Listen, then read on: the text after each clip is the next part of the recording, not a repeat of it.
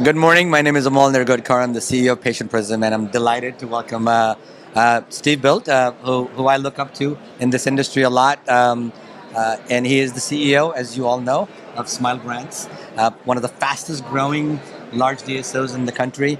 And he has done it on the foundation of building a great culture. And I attend your events every year at the ALM. They're a lot of fun. And how you get people excited around a cause baffles me. I mean, I talk about you everywhere. So tell us, what is the secret, right? How have you really instilled culture in your organization at a mass scale? People look for the quote unquote secret, and sadly or happily, the secret hides in plain sight, which is how authentic are you to the beliefs you're espousing. So you think about espoused values and values in action.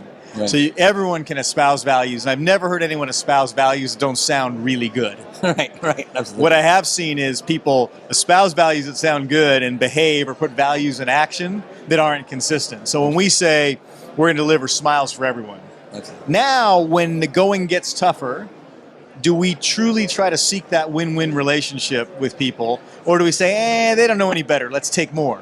Right? When you take more, it's unsustainable. When you take more, people take it as precedent, right? And then that behavior amplifies. So one of the things for me, and you ask about how do you do that, so that's how you do it at a local level. How do you do it at scale? Right. The way you do it at scale is you assume you as a leader behave more like a Supreme Court judge. You're not so worried about the case you're judging on, right. You're worried about the constitutional precedent you're creating. And so you as a leader are saying, yes, we're dealing with this doctor's compensation or this patient's complaint. Right. How we resolve this is important for that individual, but more important because it's going to happen 100 times or 1,000 times when I'm not going to be in the room to arbitrate it. So it's how I go about making the decision. It's what precedent am I setting with that decision that's the most important to scaling culture.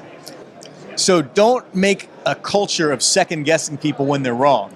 Make a culture of sitting down and analyzing through a filter of your values how you make the decision. And then it could be right, it could be wrong. But you don't want to go back and say, well, see, you made a bad decision there because you were wrong. Well, if it's 51-49, it wasn't a bad decision because you were wrong. It was just the best decision you could make at the time you had to make it, right, with the available information you have. Well, you know this because you're one of these guys, right? The great disruptors rarely are guys buried in big companies, right? The great disruptors are entrepreneurs.